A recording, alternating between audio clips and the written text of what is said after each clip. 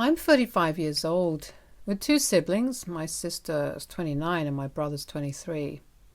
Our parents are extremely religious and conservative. Growing up, our parents cared very much about their image in society. They always wanted a son and were extremely disappointed when me and my sister were born. Being their first child, when they found out that I was a girl before I was born, they contemplated not having me, but because they are religious, they decided to go through with the pregnancy. My grandmother has told me that when I was just 2 years old, my mother sent me away to stay with her as she was depressed having me around. Growing up with my grandparents was amazing. My grandpa patiently taught me how to ride a bike. I still remember the thrill of pedaling on my own for the first time. Those bike riding days created a strong bond between us that lasted a long time. My grandma taught me all about gardening. I learned how to take care of plants, see flowers bloom, and enjoy having a little piece of nature. The skills she shared during those gardening days still help me today. Throughout all of this, my parents never once came to visit me until I turned 7 years old, and people started questioning them about why I wasn't staying with them. They dragged me back from my grandparents to stay with them despite my protests. I would have loved to continue to stay with my grandparents as they brought stability and warmth into my life. After 3 years, my parents were over the moon to learn that they were expecting another child. However, when they found out it was going to be another girl, they were disappointed again. Surprisingly, though, they were a bit more relaxed about it compared to when I was on the way. Thankfully, my sister didn't have to go through what I did, and she stayed with our parents. Growing up, the differences in the way my parents treated me and my sister were quite noticeable.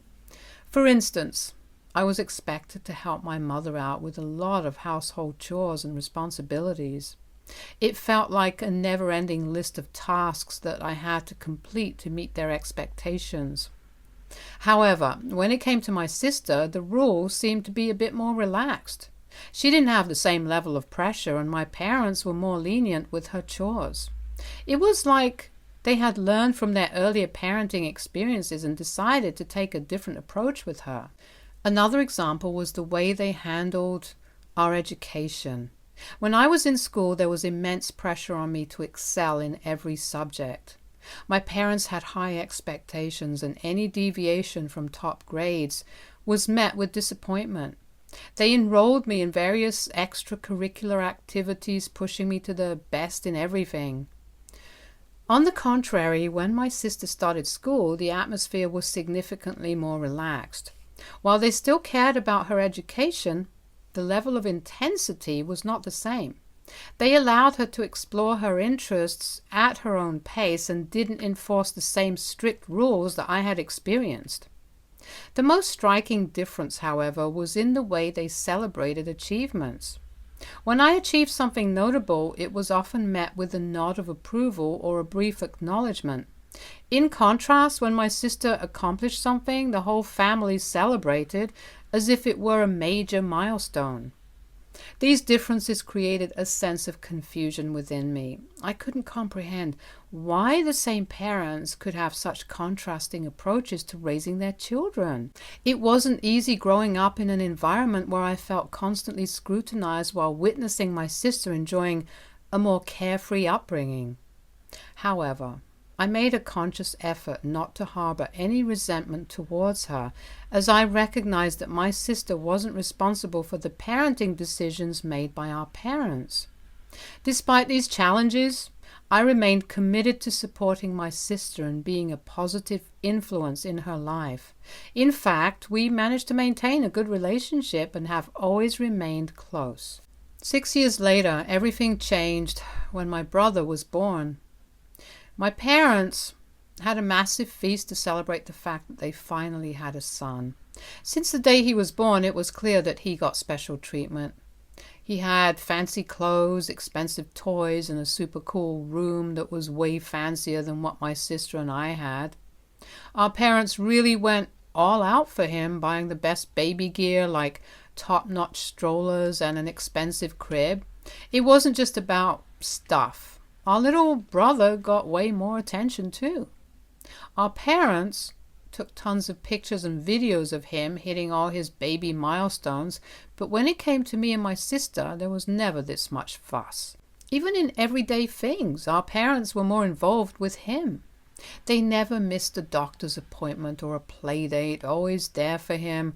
For me and my sister, our grandparents played a bigger role in our lives after my brother was born.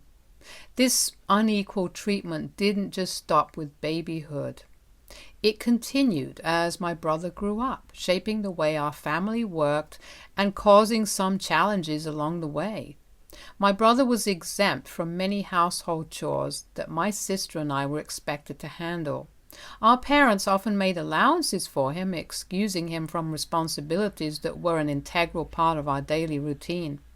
Birthdays and special occasions became grand celebrations for him, complete with elaborate parties and expensive presents. As you can imagine, this made me and my sister feel left out all the time. To be fair, I had gotten used to their treatment pretty much by this time, but this was the first time that my sister was experiencing what I had been through as a child. We started to spend a lot of our time and vacations at our grandparents' place. As we spent countless afternoons playing in their backyard or sitting by the fireplace listening to their stories, our grandparents became our confidants. We shared all our fears, dreams, challenges we faced at home. My grandmother would always assure us that we were not alone. When I was a teenager, I was labeled as a rebel child by my parents because I openly had different political beliefs from my family. When I tried to explain my points of view, my mom would usually cry and tell me that I was stressing her out. If I ever expressed sadness or anger in front of her, my mom would get angry and tell me that she can't stand to be around me when I'm like that, and would then ignore me for the next few hours. As my sister got older, she began to become more of an individual and also developed some mental health issues. For years, my mom refused to get her treatment because, according to my mom, she didn't really need it. Yet, when my sister had panic attacks or anxiety, my mother would tell my sister that she was burdening her. There was this one night when things got really bad at home. My parents were going on and on about how my sister and I were such a disappointment and that we should have never been born. It felt like we were drowning in their harsh words, and we couldn't take it anymore. Feeling lost and hurt, my sister and I decided to leave home. We packed our bags and headed straight to our grandparents' house.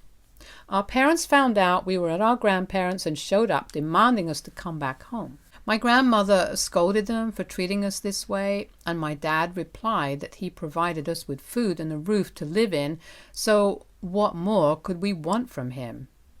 Hearing this, our grandpa, who's usually very calm and composed, got really angry and raised his voice for the first time. He yelled at my father that he should be ashamed for treating his own children this way, and threatened him that if he ever did anything to hurt us, he would call CPS on them. This really scared my parents, as my brother was still young and they were scared to lose custody of him too.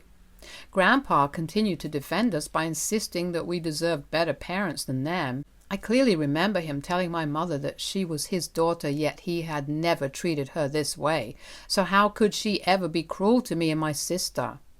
My mother's face went red in embarrassment. That fight at our grandparents' place became a turning point, as this was the first time someone stood up for us, and it made all the difference. After that night at our grandparents' place, things kind of changed at home.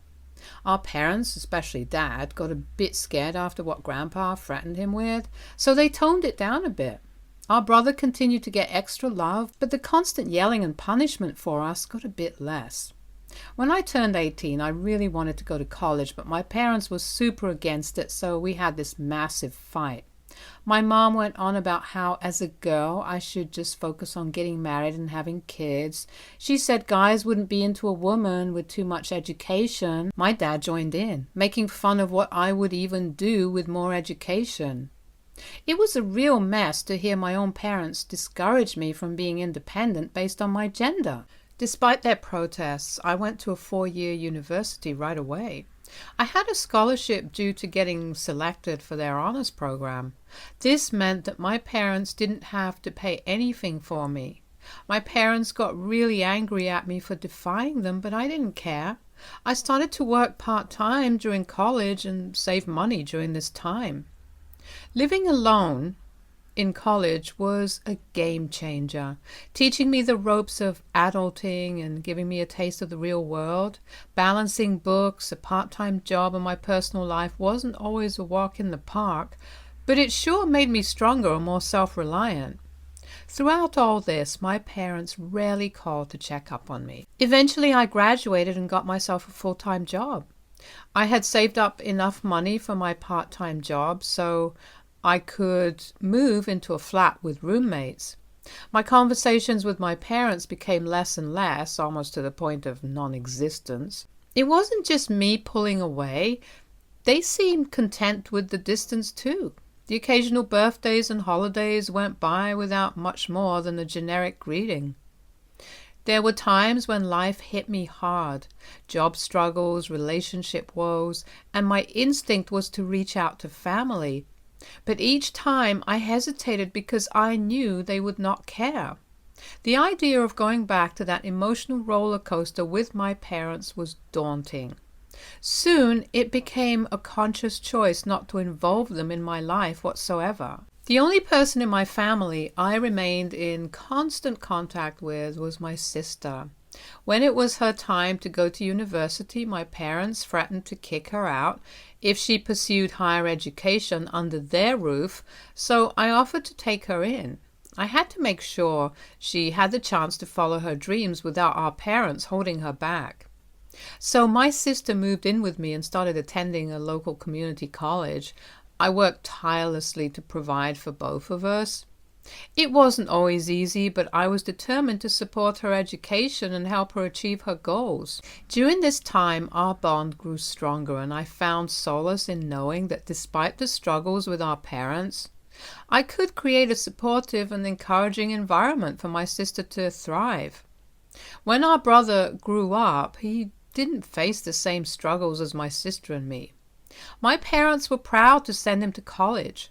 They had even saved up enough money to set up a college fund for him, ensuring he had the financial support needed to pursue higher education. Our brother clearly had opportunities and privileges that we never had, and I couldn't help but feel a mix of emotions. Happiness for him and a tinge of sadness for the stark contrast in how we were treated. Nonetheless, my sister and I continued to support each other, determined to overcome the challenges we had faced growing up. Throughout all the ups and downs, our grandparents remained a constant source of support for me and my sister over all these years. They stayed in touch with us, visiting us whenever they could. A few years ago, our beloved grandmother passed away, and my sister and I rushed home to be there for our grandfather. This reunion marked the first time I saw our parents after such a long time. They acknowledged my presence with a simple nod. Seeing their lack of warmth, I wanted to burst into tears as I was already feeling vulnerable at that moment, but I didn't want my mother to scold me for making a scene. I remember after our grandmother's death, my sister and I spent more and more time with our grandfather.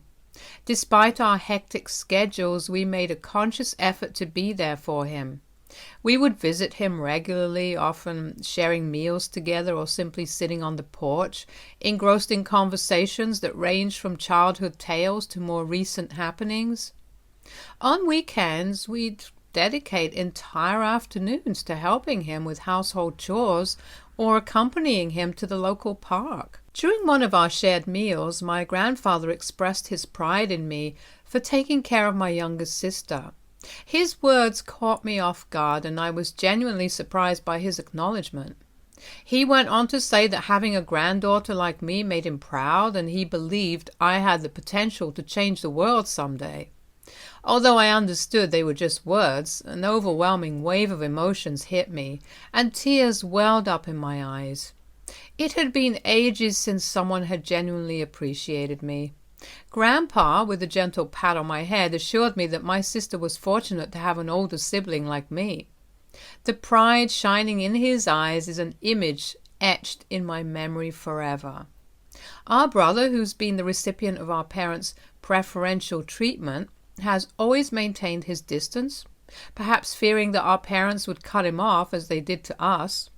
Over the last several years or so, my sister and I occasionally talk to him or catch wind from relatives or cousins about the numerous things that our parents have done for him while ignoring our existence, such as shelling out money for several used cars for my brother over the years.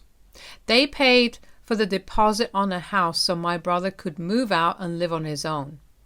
Last year, they paid for my brother to go to New York City with his girlfriend so he could relax, since according to our parents, he's working too hard. Recently, my sister, who had been dating her college sweetheart, Robert, 29, got engaged. The news filled me with immense joy, and I couldn't be happier for her. She and Robert make a wonderful couple, and the love they share is evident in every smile and glance they exchange. The proposal was nothing short of magical, and my sister was on cloud 9, showcasing the beautiful ring that adorned her finger to anyone who would spare a moment to share in her happiness. She had put up pictures of her proposal on social media, which is how my relatives found out and called to congratulate her. The news must have eventually traveled to our parents. Our phones started buzzing like crazy with calls and texts from our parents. It was honestly surprising because up until now they hadn't shown much interest in what was going on in our lives. It made us wonder why they were suddenly so eager to be part of our happiness when they'd kept their distance for so long. The messages brought a mix of feelings: shock, confusion, maybe a bit of annoyance. Why now? Why did they decide to jump in just when we were having a happy moment? Caught off guard by this unexpected flood of attention, my sister and I exchanged puzzled looks. When my sister finally answered our mom's call, Mom went on about how thrilled she was to hear about the engagement. My sister, being polite, said her thank yous. Then came the tricky part. Mom started asking all sorts of questions. She wanted to know who this Robert guy was and if they could meet. Now, knowing our parents and their track record, my sister tried to dance around it, citing her hectic work schedule and the chaos of wedding planning. But my dad, probably sitting right there with Mom, jumped in. He insisted that they deserved to meet the guy she was planning to spend her life with. Their convincing game was strong, and my sister eventually gave in. My sister didn't want to face our parents alone, so she told them that she would bring me along for the meetup, and surprisingly, our parents agreed. It was a little unexpected, but we decided to roll with it. The day of the meeting arrived, and we nervously arrived at our parents' place to meet them. The atmosphere was tense from the get-go. Our parents greeted us with forced smiles, trying to act like everything was normal. Mom smiled more warmly at Robert, though, and we all sat down to talk. It was awkward to see our parents after so long, especially how they were trying to act like one happy family in front of Robert. Although I'm sure Robert knew the full story, seeing that he dated my sister through college and has been with her for such a long time. The tension in the air was palpable, and Robert, sensing the unease, tried to keep the conversation light. He shared a bit about himself, his job, and his interests, hoping to ease the awkwardness. Our conversation then steered towards my sister and Robert's upcoming nuptial. Here's where things got more interesting. Our parents started to subtly hint about how wonderful it would be for Dad to walk my sister down the aisle and Mom to be an integral part of her ceremony as well. My sister and I looked at them in confusion. Dad continued to say how he wanted us to showcase a united front in front of our relatives to avoid any family embarrassment, and my mother nodded in agreement. She reiterated that they didn't want Robert's family to think that my sister didn't have any parents of her own, hence they wanted to be involved. Hearing their words, my sister and I looked at each other. It was clear now that they had called us here for their own agenda. They were afraid that my sister would not invite them to the wedding and didn't want their relatives to question them. It would harm their social status. I shook my head in disbelief, realizing their agenda. My sister gracefully thanked them for their suggestions, but calmly asserted that she had already made up her mind about who was going to walk her down the aisle. My dad asked curiously who else she could have chosen for such an important role in her wedding. With a confident smile, my sister dropped the bombshell. Grandpa will be walking me down the aisle. Our parents seemed taken aback, struggling to conceal their surprise. The expressions quickly shifted from anticipation to anger. They couldn't fathom that their daughter had chosen our grandfather over them for such a significant role. This is how the conversation pretty much went after that. But sweetheart, it's tradition for a father to walk his daughter down the aisle. You can't break tradition. Well, Mom, I don't care about breaking traditions. I want Grandpa to be a part of this special moment. He's been there for us when you both forgot that you had daughters. You can only attend as a guest at the wedding, like any other relative. You can't just sideline us like this. We're your parents. Hearing this, I couldn't handle my laugh any longer and started laughing loudly. Everyone was quite startled at my reaction. I looked my dad square in the eyes and told him that he and Mom had forgotten how to be parents for us, treating us like garbage all those years, so they had no right to demand my sister to listen to them. The truth hit hard, and our parents, angered and embarrassed, started to yell at me and my sister. They insisted that we were going to destroy their reputation, but we honestly didn't care. My sister stood her ground, telling them that they couldn't suddenly claim a parental role when they had neglected us for so long. I chimed in, expressing how their actions had consequences and they couldn't rewrite the past. She clarified that our parents would have a limited role at the wedding, just like any other guest. They were welcome to attend, but their involvement would be minimal. The meeting ended on a sour, tense note, with my sister standing firm in her decision.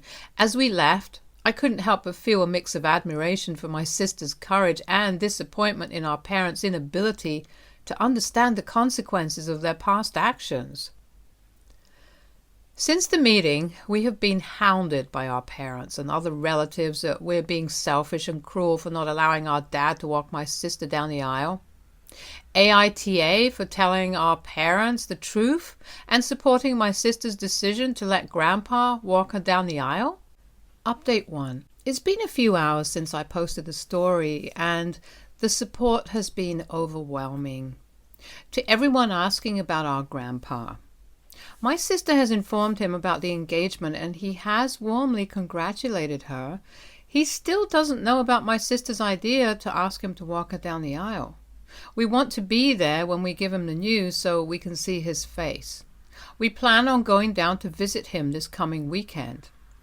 As for our parents, they have continued to send us several angry messages. Dad even found a way to reach out to Robert on Facebook, where he sent him a long message saying how he should knock some sense into my sister as the man in the relationship. He continued to write how my sister had no right to ask her grandpa when traditionally it's the dad who fills this role. He then threatened Robert that if he allowed my sister to go through with this, then he and Mom wouldn't attend their wedding. Robert simply responded, "My fiancée is going to do whatever she wants and I stand by her. It's your choice to attend our wedding or not." The clarity and strength of Robert's response likely sent shockwaves through our dad, who had probably expected a more submissive reaction. I can't help but picture the look on his face, and it makes me chuckle. I will update next when we go and meet our grandpa this weekend. Update 2. My sister and I drove down to our grandpa's place this weekend. We were bubbling with excitement to share the news with him. My sister finally told him that she had something important to tell him. He gazed at us, his eyes filled with curiosity and warmth. My sister took a deep breath and said, "I want you to walk me down the aisle on my big day. You're the one who has always been there for us, and I can't imagine anyone else doing it." Grandpa's eyes welled up with tears, and he pulled my sister into a tight hug. His voice choked with emotions as he said how honored he was that my sister had asked him. Looking at my grandpa getting teary-eyed, I teared up too, and we shared a group hug. Grandpa kept thanking my sister, saying how much it meant to him. We assured him that it was the least we could do to repay the love and support he had showered on us over the years. Then we explained how we had broken the news to our parents and the way they had reacted. We were worried that they might take their anger out on him, but Grandpa chuckled. He assured us that he could handle our mom and that nothing was going to stop him from walking my sister down the aisle. My sister sighed in relief, and we spent the evening helping our grandpa out around the house. As my sister's wedding day approaches, we have been knee-deep in planning, from choosing the perfect theme that reflects her personality to finalizing her wedding dress and meticulously arranging the seating for the guests.